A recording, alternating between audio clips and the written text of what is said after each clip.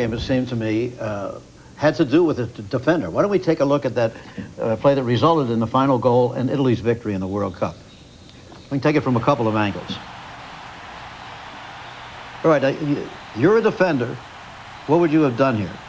Well, if you look at the ball comes through and you got two guys marking two guys, but unfortunately one of the defenders for Spain pulls over right there. Yeah.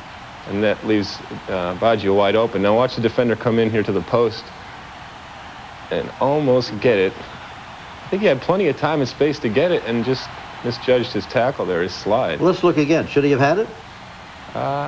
It happened so fast. What do you think, Des? Well, I think that he slid with the wrong leg. He put out his right leg first as opposed to his left and didn't put his whole body. He should have had it. Should have had it. Okay. Definitely should have had it. You know, I can say that here. Yeah, all right. You know what they say, Monday morning quarterback, never lost a game. Yeah, I would have had that, yeah. Well, you slide, I don't slide, so you would have had that. Oh, okay. Yeah. You know, we were talking a little bit about you before and the fan mail you received. Any proposals so far? No, not at all. But tell me your life story. Now, you didn't play story? You didn't play much soccer before you went to college, right? No, well, I played soccer and hockey growing up in Detroit. I mean, it's like, you know, it's the law. You have to play hockey there, and I was able to do it pretty competitively growing up. And then I went to Rutgers University out in New Jersey. That's where I really, you know, got focused on soccer. And then went to the Olympics, Barcelona '92, and then went with this team. Why Rutgers? Do or die for dear old Rutgers? Or? No, it was basically the only school that took me, to tell you the truth. I got rejected everywhere. You don't even realize. It was crazy. I was wallpapering my room with rejection notices. So you also write poetry? Oh, yes. Say me a poem. Yes. Say me a short. Oh, I don't have any poetry for you here. I mean, this is a sports show, all right? This is what we're doing. No, but I'd like to hear some. Oh, well, maybe during the break I'll run upstairs and see if I can get another one? Definitely. Well, no poetry, but I know in 1990 most of the players I played with went to Europe. So are you thinking about going to Europe also? I don't know. I mean, I would love to go to Europe. That would be a dream to obviously play there and to test myself against the best in the world. But I also like to stay here and play in the new league. So right now I'm just hanging out. But here's the dilemma. You see, if you guys, you stars of the American team, all go to play in Europe, that'll be good for us 4 years from now. You get great experience for the World Cup, the next one coming up in France. On the other hand, we're going to start this new league here in the United States, and they're going to need American stars, or else they're probably not going to make it. So exactly.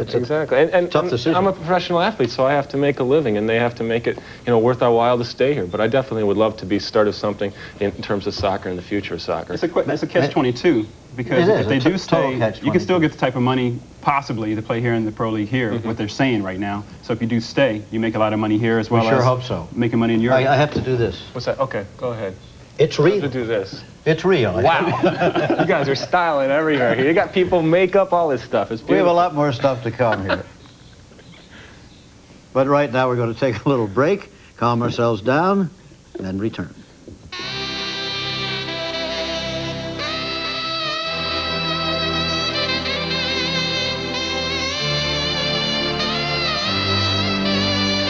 By up in Foxborough, and with him a young man I had the pleasure of commenting on quite a number of times when he played for the old Cosmos of the North American Soccer League, sometimes before crowds of more than 72,000. That would be Ricky Davis. Back to you, Al.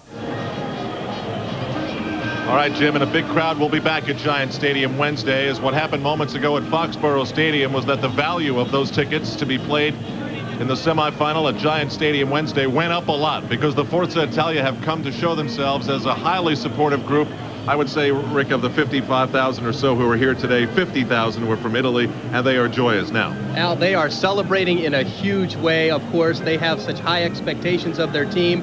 We go down there and we ask them, my guess is they'd say, well, we should be there. We are there. We're certainly happy. And you bet those tickets in New York are going to go up in price in a big way before that game happens Wednesday. And, you know, the memory of this game will be dramatic and exciting because of one of the superstars of this cup. But the fact of the matter is it was pretty lackluster for most of the game. Here's how it changed, though.